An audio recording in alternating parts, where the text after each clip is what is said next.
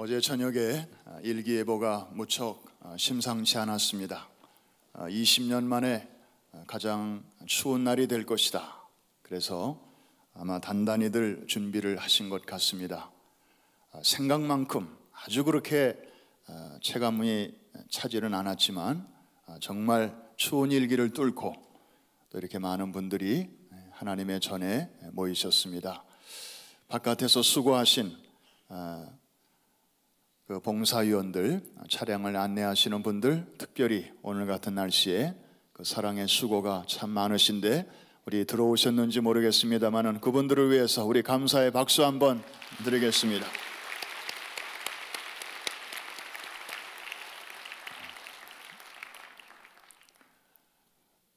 오늘 같은 날 이 날씨를 뚫고 또 이 자리에 이렇게 오신 걸 보니 여러분들의 믿음도 정말 훌륭하십니다. 옆에 계신 분의 얼굴을 쳐다보면서 한번 이렇게 인사하겠습니다. 그대는 믿음의 저력이 있는 분입니다.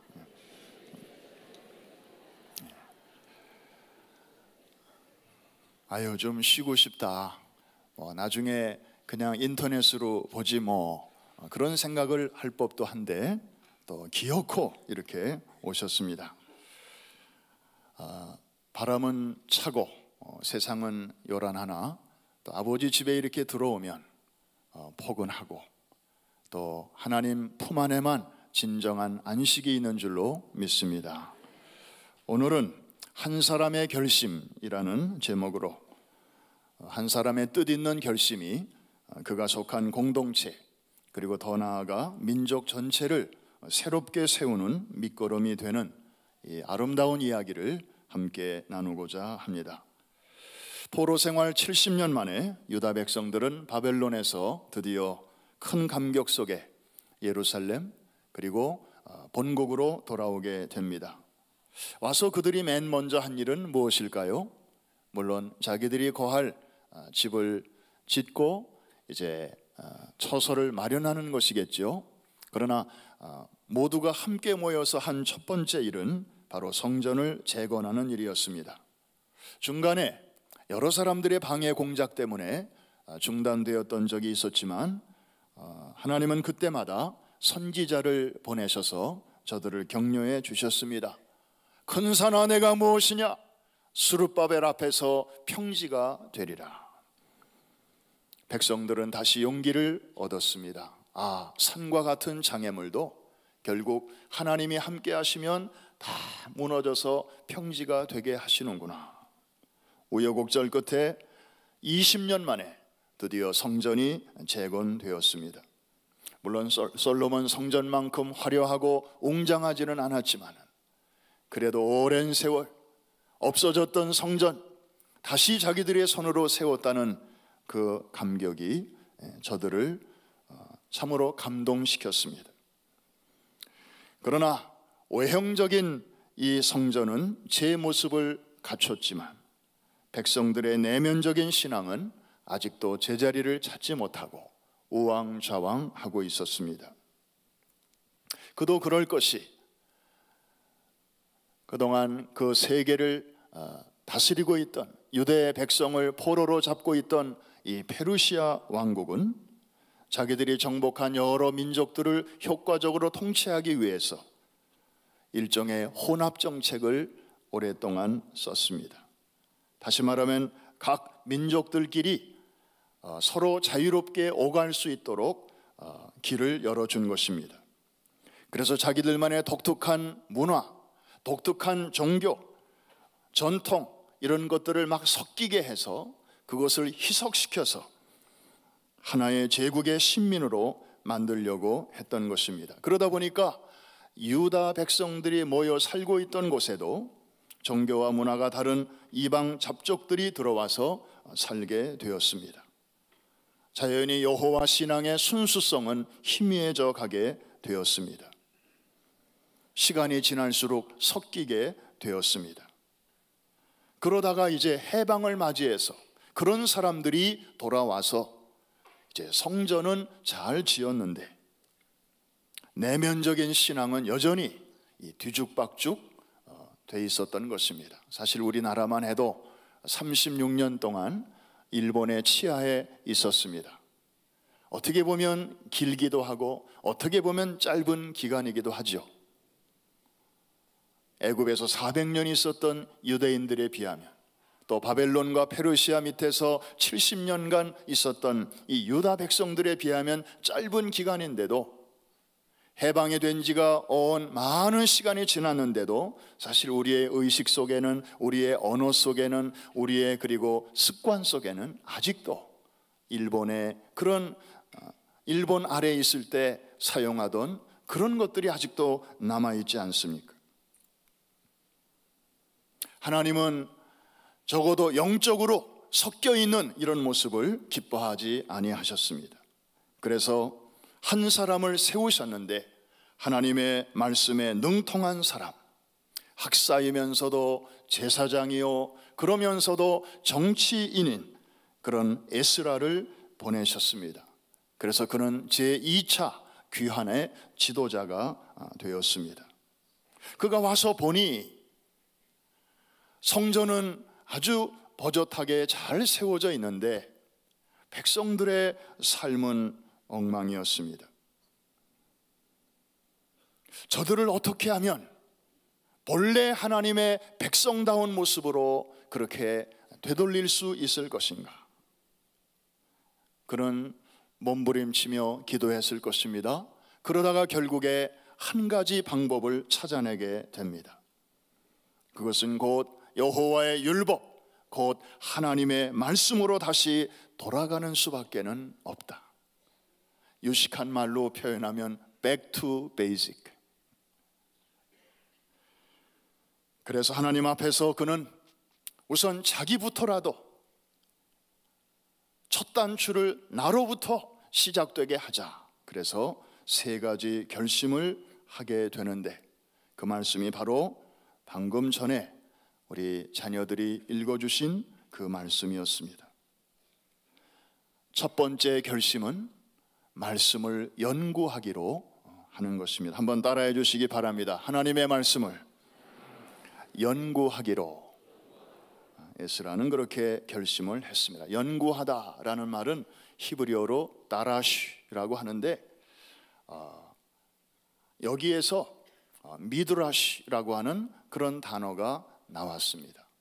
미드라시는 뭔가 했더니, 하나님께서 주신 그 기본적인 말씀이 소위 모세오경인데, 이 모세오경 속에 중심적인 내용이 사실은 다 들어있는데, 이제 유대인 학자들이 거기에 미처 표현되지 않은 그런 행간에 있는 그런 내용들까지 이제 연구해서 그것을 이렇게 첨가해가지고 더 두꺼운 책으로 그렇게 만든 그런 교훈집, 연구서, 이걸 가리켜서 이제 미드라시라고 부르는데, 이 다라시에서 나온 것입니다. 사실 에스라는 어떤 사람인가 우리가 좀 살펴볼 필요가 있습니다. 한마디로 이 사람은 대단한 가문의 사람이었습니다. 아론의 직계 자손이었고 대제사장 가문의 정통 후손이었습니다. 그러니까 이 말은 어려서부터 그냥 눈을 떠보니까 다 제사장 집안이니까 눈에 들어오는 것들이 다 하나님의 말씀과 관계된 것들이고, 요즘 말로 말하면 목사 가정에서 태어난 자녀와 같아서 손이 닿는 곳마다 이렇게 잡히는 책마다 다 성경에 관한 것이고 목회에 관한 것이고 다 그런 책들 틈바구니에서 이 에스라는 성장한 것입니다. 그러다가 학사가 됐습니다. 율법 전문가가 된 것입니다. 성경에 대한 해박한 지식을 소유한 사람이 되었습니다. 그러므로 지금 이 당시만 해도 에스라는 자기가 특별히 애를 쓰지 않아도 웬만한 성경 귀절 이 뜻이 뭡니까? 라고 누가 와서 물어보면 굳이 무슨 다른 책을 찾지 않아도 즉석에서 대답을 해줄 수 있는 그런 실력자였다, 그런 말입니다. 그럼에도 불구하고 에스라는 지금 이런 결심을 합니다. 하나님의 말씀을 어떻게 하기로? 연구하기로. 다시 학생으로 돌아가겠다는 것입니다. 다시 배우는 자세로 돌아가겠다는 것입니다. 나는 이만하면 됐잖아. 아니, 나보다 더 성경을 잘하는 사람 뭐 있기야 있겠지만 그렇게 많지는 않은 것 같은데 내가 뭐 이 나이에 새삼스럽게 뭘 또 공부해. 이런 자만에 빠지지 않았습니다. 그는 여호와의 율법을 다시 연구하기로 결심했습니다. 참으로 겸손한 모습이 아닐 수가 없습니다. 하나님은 이러한 에스라의 첫 번째 결단부터 기쁘게 보셨습니다. 사실 에스라는 그 당시 아닥사스다 왕의 신임을 받아서 비록 이렇게 편안한 자리에서 생활을 했지만 신분상 역시 포로는 포로였습니다. 포로의 후손이었습니다. 사실 자유롭지는 않은 그런 환경이었습니다. 주변의 눈치를 봐야 하는 그런 상황이었죠. 그럼에도 불구하고 그는 다시 하나님의 말씀을 연구하기로 결심을 한 것입니다. 사랑하는 성도 여러분, 오늘날도 마찬가지입니다. 배움의 노력이 끝난 사람은 성장이 멈춘 사람입니다. 배움이 끝나는 그 시점에서 그는 멈추어 서 있는 사람입니다. 그런 사람에게는 시간이 흘러도 더 이상 기대할 게 없습니다. 왜냐하면 같은 것을 반복할 따름이기 때문입니다. 특별히 우리 가운데는 지도자들이 많이 있습니다. 지도자란 누구입니까? 아유, 그런 특별한 사람들이죠. 나는 지도자는 아니에요. 그냥 따라가는 사람이죠. 그러나 여러분, 누군가가 말하기를 내 뒤에 나를 따라오는 사람이 한 명이라도 있으면 그가 지도자다, 이런 말이 있습니다. 여러분이 교회 안에서도 지도자들이 여기 많이 계십니다. 또 가정에서 여러분을 바라보는 가족들이 있습니다. 여러분이 지도자예요. 그리고 일터에도 여러분만 쳐다보고 여러분이 주는 봉급을 받고 그리고 여러분의 처사를 주목하고 있는 그런 사람들이 있습니다. 여러분들이 그 일터에서 지도자예요. 영향력을 가진 사람, 그가 지도자입니다. 그런데 여러분, 내게 배우는 사람들이 때로는 나보다 더 훌륭하게 보일 수 있다 할지라도, 나보다 더 믿음이 좋다 할지라도 앞에서 이끌어가는 내 수준 이상으로 성장하기는 어렵다는 사실, 여러분들이 이 한 가지 사실을 마음에 담아둘 때 얼마나 두렵고 떨리는 일인지 모릅니다. 다시 말하면 내가 잘하지 않으면 바로 그들의 성장을 내가 방해하고 있는 셈이 되기 때문입니다. 한번 따라해 주시기 바랍니다. 내가 잘하지 않으면 다른 사람들의 성장을 방해하는 셈이다. 그렇게 되기를 원하시면 아멘. 이럴 줄 알았다니까요. 전신 똑바로 차리고 들어야 됩니다. 이 얼마나 두렵고 떨리는 일입니까? 이 앞자리에 오늘 보니까 까만 옷을 입고 계신 분들이 앉아 계신데 오늘 무슨 날인 것 같습니다. 성서대학 졸업식이 있습니다. 참 축하드려요. 왜냐하면 이 2년 동안 일주일에 한 번씩 꼬박꼬박 나와서 이 공부를 한다고 하는 것, 참 좋은 일이에요. 하고 싶은 일이에요. 그러나 아무나 못하는 일이에요. 왜냐하면 여기가 어디입니까? 세계에서 제일 바쁜 도시 뉴욕 아닙니까? 그리고 여기서 살아가는 이 뉴요커들은 세계에서 가장 바쁜 사람들 중에 하나입니다. 그 중에는 뉴저지에서, 타주에서 이렇게 매주 한 번씩 오시는 분들도 있습니다.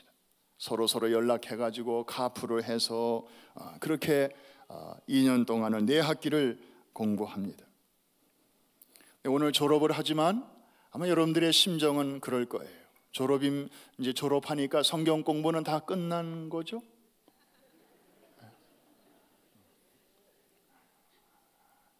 그래서 영어로 이 졸업식을 commencement라고 표현하는 이유가 있습니다. commencement, 이것은 끝이 아니고 새로운 시작을 의미하는 말입니다.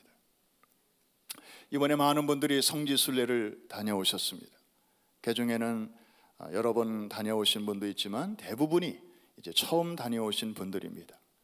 제가 그분들에게 물었습니다. 아이고, 성지순례 이거 보통 죽기 전에 한 번쯤 갔다 왔으면 하는 그런 버킷리스트에 들어가는 내용인데, 아유, 요번에 갔다 오셔서 큰 숙제를 하신 것 같습니다. 후련하시죠?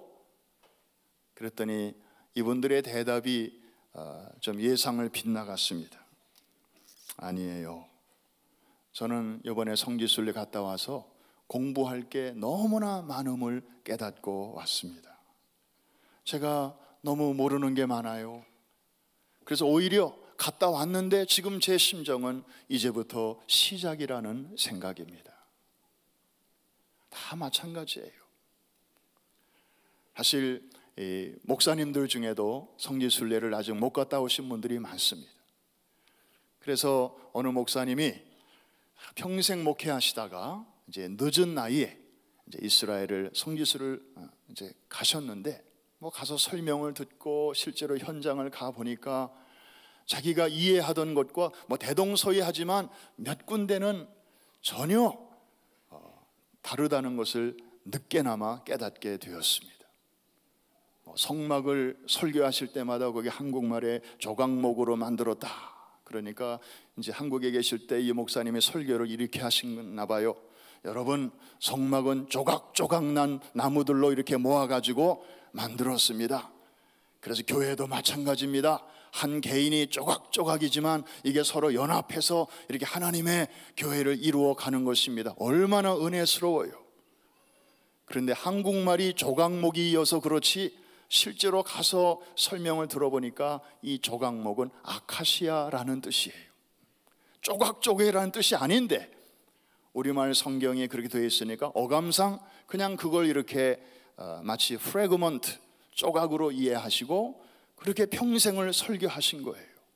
이분이 회개 기도를 이렇게 합니다. 하나님, 저의 오해로 말미암아 성도들이 은혜 받게 한 거 후회합니다.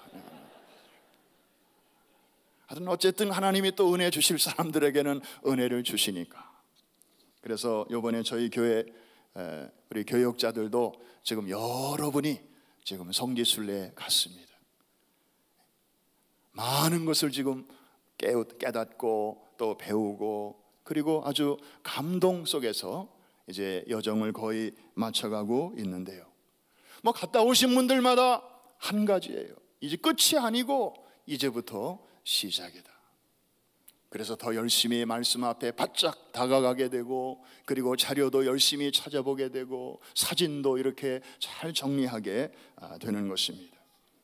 사랑하는 성도 여러분, 세상이 복잡할수록, 그리고 더 아주 바빠질수록 하나님의 말씀을 연구하는 일에 더욱더 시간을 투자하시기를 바랍니다. 한번 따라해 주시기 바랍니다. 성경을 가까이 하면 마귀는 멀어지고, 성경을 멀리하면 마귀는 가까워진다.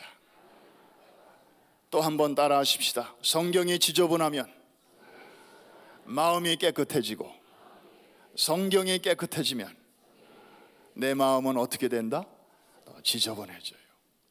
여러분의 앞에 있는 성경을 지금보다 조금 더 지저분하게 만드시기를 주의 이름으로 축원합니다. 여러분들의 손때가 더 많이 묻고, 여러분들의 눈물 자국, 그리고 여러분들의 콧물 자국까지, 그리고 은혜 받은 규절과 내용이 있을 때마다 여러분들이 친필로 거기다가 이렇게 메모를 쓰고, 그래서 그걸 오래오래 간직하려는 여러분의 그 마음의 자세가 거기에 고스란히 묻어있게 하십시오. 언젠가 여러분들이 이제 주님의 부르심을 받고 주님 품에 갈지라도 여러분의 성경은 남아있게 될 것입니다. 여러분의 남아있는 가족들이 그것을 보게 될 것입니다. 그럴 때에 참 우리 어머니는 그런 분이셨구나, 우리 아버지는 그런 분이셨어, 비록 우리에게 큰 재산은 남겨주시진 않았어도 정말 그 무엇과도 바꿀 수 없는 신앙의 아름다운 유산을 물려주신 분이야. We are so proud of her. We are so proud of him. 이렇게 남아있는 자녀손들이 마음속에 아름다운 추억으로 간직하고 여러분을 자랑스러운 믿음의 선배로 생각할 수 있도록 지금부터 그렇게 투자하시기를 주의 이름으로 축원합니다. 이것이 에스라의 첫 번째 결심이었습니다. 두 번째 결심은 말씀을 준행하기로 결심합니다. 그는 연구하고 깨닫는 것으로 만족하지 않았습니다. 거기서 끝나지 않았습니다. 그 말씀을 live out, 살아내기로 그렇게 결심한 것입니다. 사랑하는 성도 여러분, 사실 은혜로운 말씀을 듣고 깨닫는 일은 그 자체가 매우 신나는 일입니다. 아주 좋은 일입니다. 즐거운 일입니다. 그러나 그 말씀에 나의 삶을 갖다 맞추는 작업은 생각만큼 쉬운 일이 아닙니다. 그래서 오죽하면 요한계시록 10장 10절을 보면 사도 요한은 하나님의 웅장한 그 세계사의 마스터 플랜을 성령의 감동으로 깨달은 다음에 이렇게 고백합니다. 내가 천사의 손에서 작은 책을 갖다 먹어버리니 내 입에는 꿀같이 다나 내 배에서는 쓰게 되더라. 그래요, 받아 먹을 때는 달아요. 아멘이에요. 그런데 예배 마친 다음에 이제 성전을 나서면서 그 말씀대로 살아낸다고 하는 것은 저절로 되는 것은 아닙니다. 그래서 우리가 기도해야 되고요, 성령의 도우심을 받아야 될 줄로 믿습니다. 이것이 말씀을 준행하는 일입니다. 미국의 극작가 마크 트웨이는 이런 명언을 남겼습니다. 오늘날 많은 크리스찬들은 성경에 나오는 몇몇 안 되는 난해한 규절을 어떻게 해석할 것인가 하는 문제로 많은 시간을 쓴다. 그리고 고민한다. 그러나 나는 좀 다르다. 나는 성경을 읽다가 어린아이라도 쉽게 이해할 수 있는 그런 평범한 규절을 어떻게 실천할 것인가를 가지고 나는 고민한다. 여러분은 뭘 가지고 고민하고 있습니까? 여러분의 고민은 어느 쪽입니까?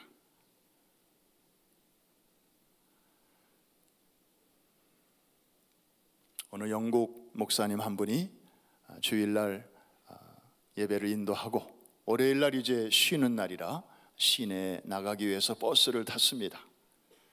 지폐를 내고 잔돈을 이렇게 받아서 이제 자기 자리에 앉아서 딱 잔돈을 세보니까 조금 돈이 더 왔어요.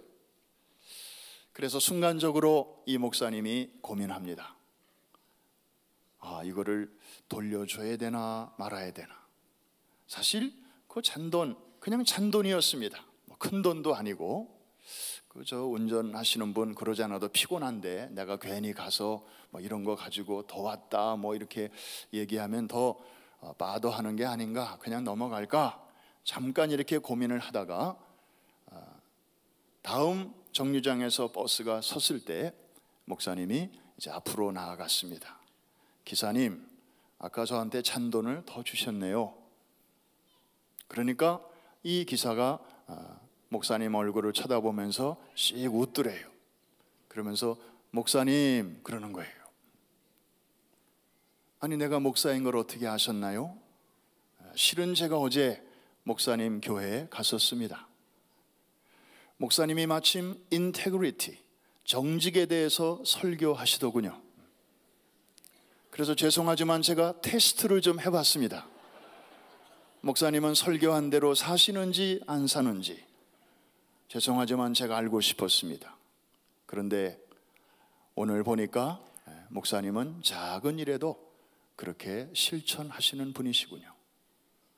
저와 저의 가족이 어제 그 동네로 이사를 갔기 때문에 교회를 정해야 돼서 어제 목사님 교회에 갔었는데 다음 주에 다시 가서 등록하겠습니다. 목사님이 자기 자리로 돌아와서 앉으면서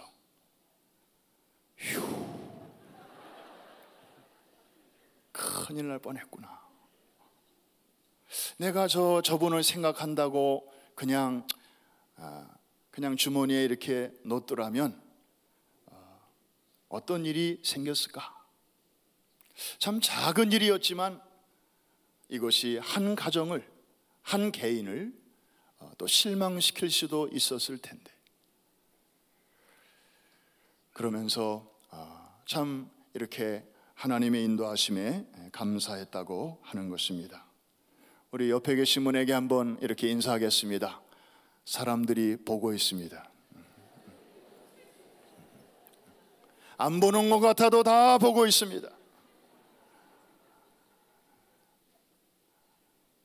여러분들이 프라미스 교회를 출석하고 있는 교인이기 때문에 더욱더 우리는 조심해야 할 것입니다.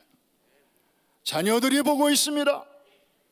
안 보는 것 같아도 지들 나름대로 세계에 파묻혀서 부모들에 대해서는 거의 신경 안 쓰는 것 같아도 천만의 말씀.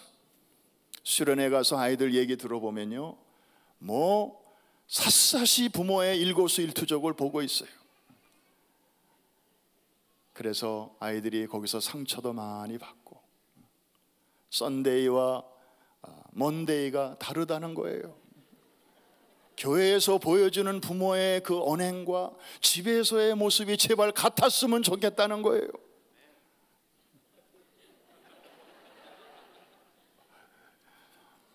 말씀을 준행하는 우리 모두가 될 수 있기를 주의 이름으로 축원합니다. 지키는 자들에게 하나님께서는 놀라운 복을 약속하셨습니다. 지키는 게 쉽지 않기 때문이겠죠. 아무나 그냥 할 수 있는 일이 아니기 때문이겠죠. 요한계시록 1장 3절에 보니까 이 예언의 말씀을 읽는 자와 듣는 자들과 이 가운데 기록하는 것을 지키는 자들이 복이 있나니 때가 가까움이라. 때가 가까울수록, 세상이 급하게 돌아갈수록 점점 더 찾아보기 어려운 사람들이 나오는데, 하나님의 말씀을 읽는 자들이 많이 줄어들 것이고 이것을 듣는 자들도 줄어들 것이고, 더더욱이나 이것을 지키는 자들은 더더욱 줄어들 것인데, 그런 시대 정신에 함몰되지 않고 그럼에도 불구하고 올곧은 마음을 가지고 하나님의 말씀 앞에 겸손히 나오는 자들, 특별히 평안한 때에 하나님의 말씀을 잘 듣고 양식을 준비하는 자들이 복이 있다는 말씀입니다. 요한계시록 3장 10절에는 이런 말씀도 있습니다. 내가 나의 인내의 말씀을 지켰은즉 내가 또한 너를 지키어 시험의 때를 면하게 하리니 이는 장차 온 세상에 임하여 땅에 거하는 자들을 시험할 때라. 무슨 말씀입니까? 여기서 말하는 시험의 때는 그냥 평범한 어려운 때를 말하는 게 아닙니다. 예수님 재림하기 직전에 온 세상이 적그리스도의 통치 안에 들어가게 될 것인데, 그래서 신앙의 자유가 위협을 받고 종교의 자유가 점점 위축되는 그런 가운데서 하나님께서 그들을 지켜주신다는 약속입니다. 어떻게 할 때에? 내가 평안할 때에 인내로 내 말을 잘 지켰은즉 내가 그 위기의 때에 내가 너를 지켜주리라는 약속의 말씀입니다. 사랑하는 성도 여러분, 지금은 어렵다 하지만 그때에 비하면 아직은 평안한 때입니다. 그러므로 말씀을 읽을 수 있고, 그리고 아직 들을 수 있는 귀가 있고, 운전할 수 있는 기력이 있고, 그리고 건강이 있을 때 하나님의 말씀을 잘 준비하시기를 주의 이름으로 축원합니다. 그러면 어려운 날이 왔을 때 마음대로 성경도 못 보고, 그리고 정말 신앙의 자유가 위협을 받을 때 하나님께서 자기 백성을 물속에서도 지켜주시고 불같은 시험 속에서도 불꽃이 저희를 사르지 못하도록 다니엘의 세 친구를 평소보다 7배나 뜨거운 풀무불 속에서 지켜주신 것 같이 동일하신 하나님의 인도의 손길이 따르게 될 줄로 믿습니다. 마지막 세 번째로 에스라의 결심은 하나님의 말씀을 가르치는 쪽으로 이제 발전합니다. 여러분, 연구하는 것 그리고 실천하는 것 다 중요한 일입니다. 그런데 성숙한 신앙은 거기서 한 단계 더 나아갑니다. 다른 사람에게 그것을 나누어 주는 것입니다. 가르친다고 하는 것은 자기 자신에게 가르치는 것은 별로 의미가 없죠. 다른 사람을 향한 것입니다. 그러므로 에스라의 이 세 번째 결심은 자기의 울타리를 넘어가는 것입니다. 많은 사람들이 예수를 믿고 교회를 다니고 신앙생활을 하되 여전히 자기 울타리를 벗어나지 못하는 것을 종종 봅니다. 겨우 자기 신앙 하나 유지하는 일에 급급합니다. 그래서 업앤다운이 심합니다. 자기에게 좀 유익하면 좀 기분 좋게 신앙생활하고 좀 이렇게 실망스러운 일이 생기면 자기 기분이 안 좋으면 세상 만사가 다 귀찮고 다 자기 울타리 안에 갇혀있는 신앙생활입니다. 이 나르시시즘적인 그런 신앙생활이 우리 주변에 너무 많습니다. 그런데 에스라의 이 결심은 그 지경을 넘어가는 것입니다. 축복의 통로로 자신을 드리는 것입니다. 사실 우리 교회 안에 목장 지도자들이 있습니다. 사실 이분들도 다 여러분과 똑같이 바쁜 사람들이에요. 가게 문 열어야 되고요, 종업원들 또 이렇게 살펴야 되고요, 그리고 세금 내야 되죠, 월세 내야 되죠. 다 바쁜 사람인데 그러면서 또 교회에서 맡겨주신 이 지도자의 그 사역자의 사명이 있기 때문에 그 두 가지 일을 지금 감당하면서 애를 쓰고 있습니다. 목장 예배 있을 때마다 또 이렇게 좀 들여다봐야죠. 우리 교사들도 마찬가지예요. 대부분 교사들이 젊은 교사들인데 얼마나 또 바빠요.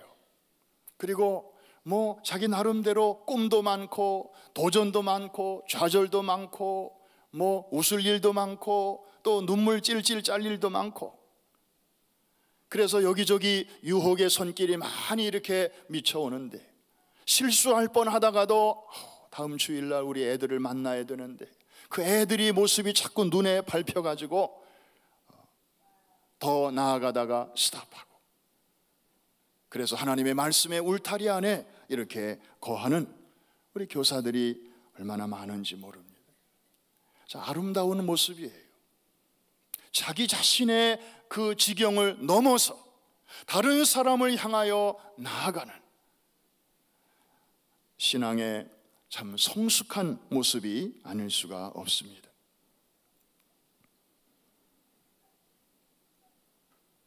어제 파워하우스가 이제 봄학기 개강을 했습니다. 아이들이 많이 몰려오는데 클래스를 많이 개설했는데 봉사하는 손길이 좀 모자르다고 해서 걱정을 많이 했습니다. 사실은 걱정입니다. 왜냐하면 아이들이 뭔가 큰 기대와 소망을 가지고 그 추운 날씨에 부모님들과 함께 왔는데 클래스에 가보니까 가르쳐 줄 사람이 없어서 오늘 수업은 그냥 옆반이랑 합반 이렇게 되면 아이들의 마음에, 어른들은 다 이해하지만 얼마나 큰 상처가 되겠습니까? 다행히 어제 날씨가 워낙 춥다 보니까 500명 정도 오기로 했는데 300명 정도밖에 안 왔어요. 그래서 그냥 교사 부족은 별로 없이 이렇게 잘 넘어갔는데 문제는 다음 주에요. 이제 날씨가 풀리면 등록한 아이들이 다 몰려올 텐데 방방마다 이번 한 주 동안에 정말 선교적 마인드를 가진, 그리고 이 말씀을, 하나님이 내게 주신 이 은혜를, 나의 울타리를 좀 넘어서 다른 사람들에게까지 나아갈 수 있는 제2의 에스라들이 많이 생겨나게 되기를 주의 이름으로 축복합니다. 본 회퍼 목사님은 Being for Others라는 그런 아름다운 신학적 개념을 소개했습니다. 다른 사람을 위한 존재. 사실 그 원형을 그는 예수 그리스도에게서 찾았습니다. 자기가 성경을 읽어보니까 예수님을 가장 잘 가리키는 표현이 바로 그거더라는 것입니다. 예수님이 이 땅에 오실 때 자기 자신을 위하여 오시지 않았습니다. 다른 사람을 위하여, 죄 아래에 있는 저와 여러분을 위하여 죄 없는 그분이 기꺼이 오신 것입니다. 그리고 그런 삶을 사셨고, 그리고 그런 죽음을 죽으셨습니다. Being for others. 우리가 예수님이 걸어가신 그 발자국을, 거기에 나의 발자국을 이렇게 맞출 수는 도저히 없지만, 적어도 하나님이 나에게 지금까지 부어주신 그 은혜를 나만을 위해서 쓰기보다는 내 주변에 필요한 그런 이웃들을 위하여 조금이라도 흘려보낼 수 있다면, 나눌 수 있다면 하나님의 큰 기쁨이 될 줄로 믿습니다. 말씀을 마칩니다. 외형적인 성전 건축과 함께 반드시 병행되어야 하는 것이 우리 내면의 믿음의 집을 바로 세우는 일인데, 그 재료는 과연 무엇인가요? 또 다른 벽돌이 필요한가요? 또 다른 진흙이 필요한가요? 아니에요.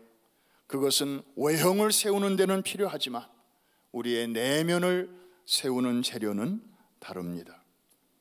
바로 하나님의 말씀을 바로 연구하고, 그리고 그것을 지키고, 그리고 그것을 다른 사람들을 위하여 사용할 때, 이것이 바로 우리의 내면의 성전을 아름답게 짓는 그런 좋은 재료가 되는 줄로 믿습니다. 이 이야기를 하고 오늘 말씀을 마칩니다. 여러분들 잘 아시는 이야기, 이번에 이스라엘 가서 다시 한번 확인한 내용입니다.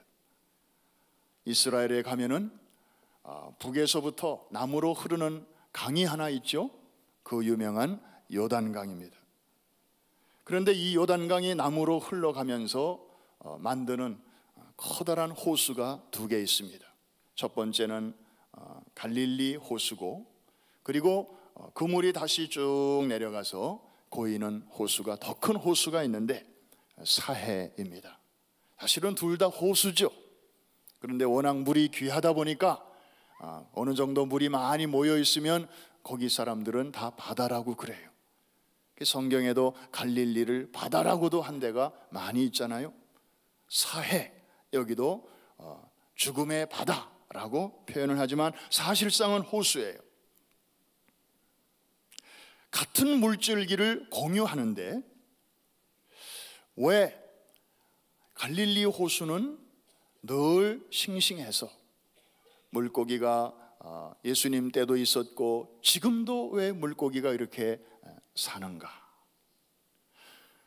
그런데 사해바다는 어떻게 그 안에 생물이 하나도 살지 못하는 그런 의미에서 죽음의 바다가 됐을까? 같은 물인데.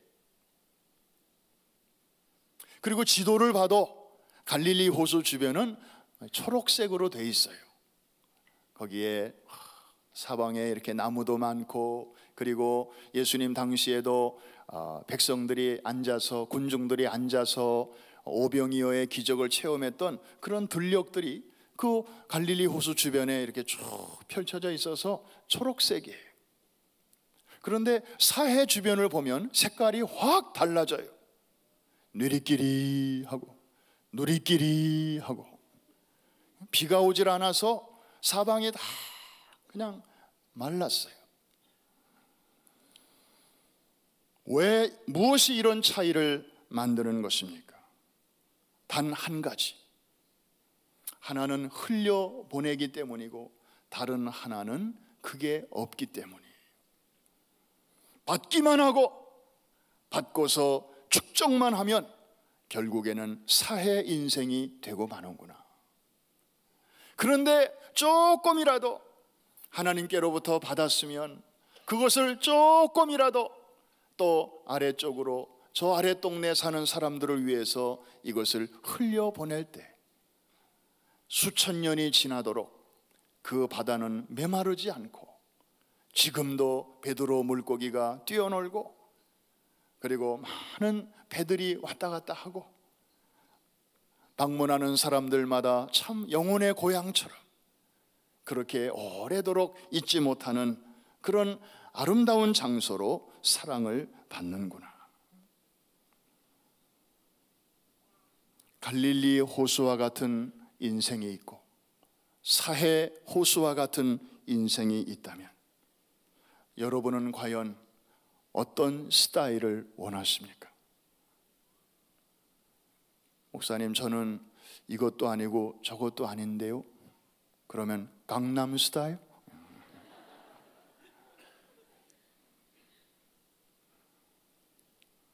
사랑하는 성도 여러분, 하나님은 오늘도 또 다른 에스라 한 사람을 애타게 찾고 계십니다.